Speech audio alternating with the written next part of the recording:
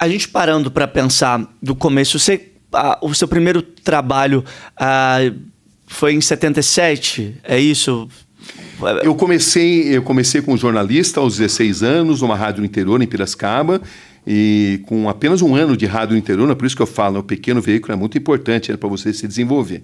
Com apenas um ano da Rádio A Voz Agrícola de Piracicaba, YK 536, Rádio A Voz em Piracicaba, aquela vibração do rádio. Você lembra exatamente? Nossa, eu lembro a primeira vez que eu entrei numa rádio pequena, mas parecia um admirável mundo novo, e eu me apaixonei por aquilo. Me apaixonei de tal forma que em um ano eu estava na Globo, né, como repórter, e essa escola do pequeno veículo foi muito importante. Claro, depois eu me formei, né?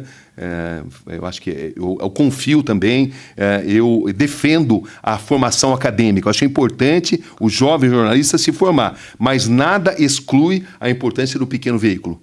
Entendeu? Porque é onde você pode tatear o seu estilo, onde você pode tatear caminhos, e tudo isso é muito importante para que você se aperfeiçoe enquanto profissional. Daí, desse start, desse começo, para hoje, tem uma diferença que se chama a força da internet. A internet, de alguma maneira, começou a interferir muito na forma de se fazer jornalismo e, de alguma maneira, até na comoção social de pautas que chegam muito provavelmente como sugestão pela sua equipe que te passa.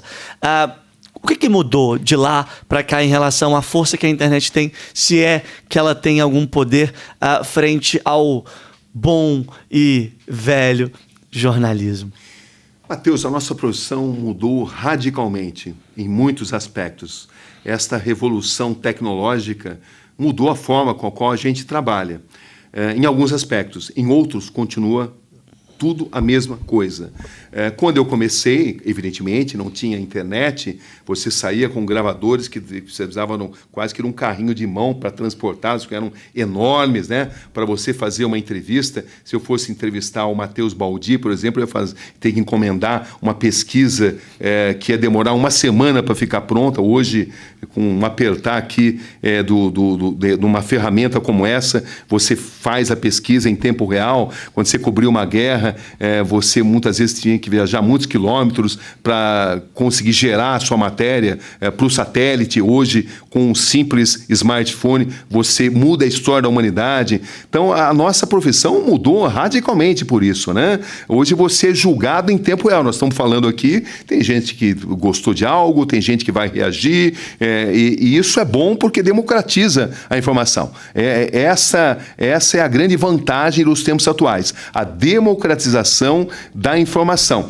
Claro que tudo tem seus dois ângulos, né? Existem desvantagens. Qual é a principal? O advento das fake news. Hoje em dia, para você propagar notícias falsas é muito mais fácil, né? Porque todo ser humano em potencial, ele é um jornalista. Mas quando uma notícia falsa ela é propagada, nós, comunicadores tradicionais, constantemente seremos requisitados para distinguir entre o que é falso e aquilo que é verdadeiro. Então, é um processo do Charles Darwin, né? Onde sobrevivem aqueles que realmente estão em sintonia com a sociedade. Sobrevivem aqueles que se mostram necessários, aqueles que sabem contar uma história. Porque mesmo com todo esse advento da alta tecnologia, eu lembro que antigamente você saía nas noitadas, porque eram nas noitadas que você conseguia as grandes notícias, você conversava com as pessoas e na noite jornalistas bebiam muito e precisavam beber muito porque eles precisavam conseguir informações nas noitadas. Hoje em dia, jornalistas são seres mais solitários que ficam em terminais de computador. A forma de se exercer jornalismo, ela mudou. Mas existe algo que mesmo com toda essa mudança jamais vai mudar. No final do dia, a gente tem que contar boas histórias. Porque se a gente não conta boas histórias, a gente se torna seres jurássicos, a gente se torna dinossauros. A nossa profissão tem sofrido uma enorme transformação, né? Você vê aí veículos de comunicação fechando, hoje em dia tudo é multimídia, o jornal tem som e imagem, o rádio tem som, a televisão precisa ter agilidade no rádio, a televisão precisa ter também a parte escrita, a parte parte de leitura da imprensa escrita, tudo convergiu, tudo está convergindo para uma grande mídia onde todos os ângulos são contemplados. Mas o que não muda e que jamais vai mudar é a necessidade de contar uma boa história. No final do dia, a gente vale tanto quanto a nossa capacidade de contar boas histórias. É isso que, de fato, resume ali a transformação do que não pode mudar. É possível em tempos de internet, de TikTok, YouTube, enfim. Eu digo que, experimentando e olhando para referências do jornalismo, parece que as boas práticas, sim, devem ser mantidas, mas a forma, o time, o game, o formato foi se transformando e, de alguma maneira, quando a gente para pensar sobre a prática da profissão, tem algumas coisas que não podem se perder aí. Está aí o exemplo. Com certeza. Desde que Gutenberg inventou a imprensa e desde que surgiu aí o ato de se reportar acontecimentos, você é tão bom quanto a sua capacidade de estar em sintonia com o público para o qual você fala e com a sua capacidade de se atualizar, né? O jornalista que não consegue se atualizar, ele morre. Ele deixa de se tornar necessário, né? É um processo de seleção natural do Charles Darwin. Tem algo muito curioso, porque existe esse lado que o Brasil vê a importância desse jornalismo e justamente você tem toda essa representação que eu falei, mas existe esse lado aí, o lado divertido, o lado bem-humorado, aquele lado que, vez ou outra, as pessoas mais próximas têm oportunidade de ver, mas a família sabe que existe. Eu tive a oportunidade de presenciar um outro lado e fiquei tão feliz. Que legal, ele é legal de verdade e mais do que isso, é muito divertido, tem histórias fascinantes. Isso sempre surpreende as pessoas, porque elas acham que eu tenho certeza disso, porque eu já tinha escutado falar bem de você. Quando conhece, as pessoas ficam ainda mais admiradas. Agora, tem um ponto que no Brasil, a gente viu um movimento até recente de grandes nomes do jornalismo irem para o entretenimento. De alguma maneira, isso já passou na sua cabeça, de ter um outro lado, da gente ter a oportunidade de acompanhar algo mais ligado a esse lado que poucas pessoas... que publicamente as pautas às vezes não permitem, né? Já passou isso na sua cabeça? Olha, Matheus, eu amo contar histórias. Não existe só uma maneira de fazer. Você pode fazer uma reportagem jornalística, você pode apresentar um programa de entretenimento, mas você nunca vai deixar de ser um jornalista no sentido de contar boas histórias. Então, eu acho que o entretenimento ele pode ter muito no jornalismo, entendeu? O jornalismo ele tem que ser fiel à apuração muito rigorosa dos fatos. E isso é uma condição jornalística. Mas, ao mesmo tempo, você pode fazer com que a história seja mais agradável de ser contada, né? Você contar uma história de uma forma agradável e de uma forma que consiga comunicar melhor é uma obrigação do jornalista, desde que você não mude a realidade. Então, eu me sentiria muito à vontade em qualquer tipo de função de comunicador que envolva contar histórias. Existem muitos formatos, muitas possibilidades de se contar boas histórias. Desde que eu possa contar histórias, eu estou na minha praia. Record, por favor. Porque eu acho genial, é incrível assim, o trabalho que... Óbvio, eu estou citando aqui, mas é porque eu acho que existe um lado que eu quando descobri, eu falei...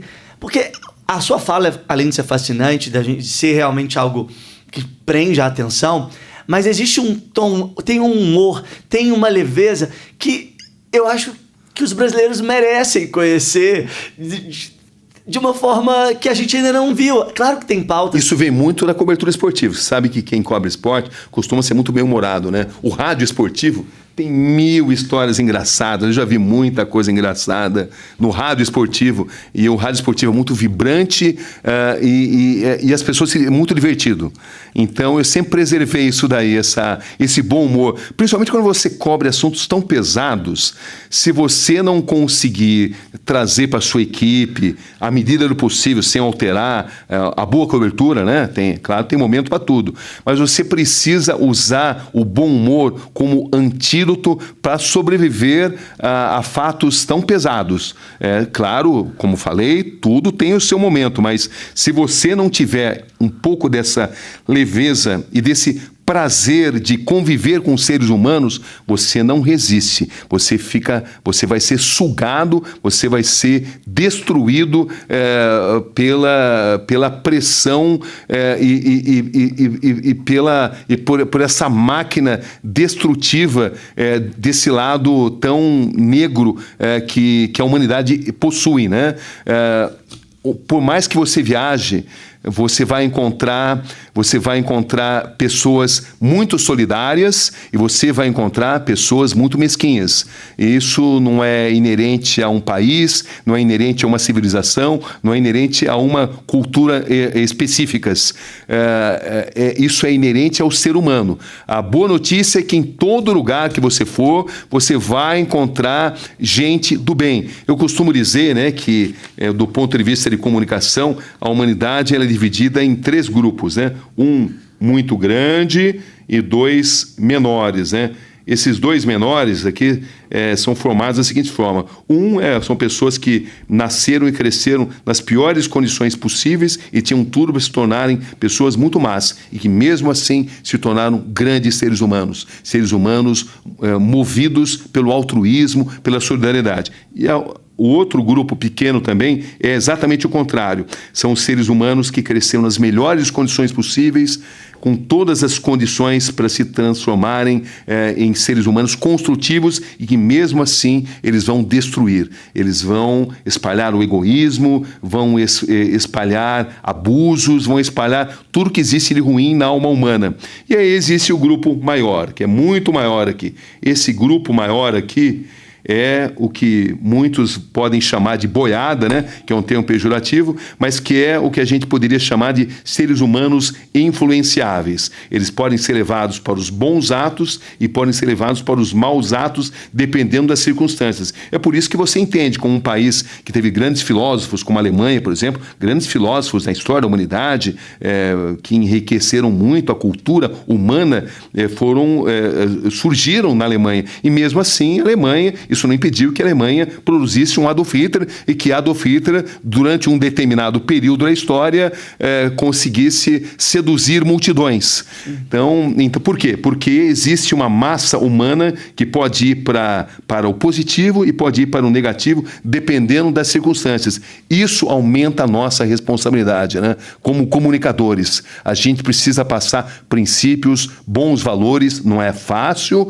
porque cada história apresenta diferentes ângulos, mas você precisa buscar isso, ainda mais, como eu disse, num país tão carente em termos educacionais.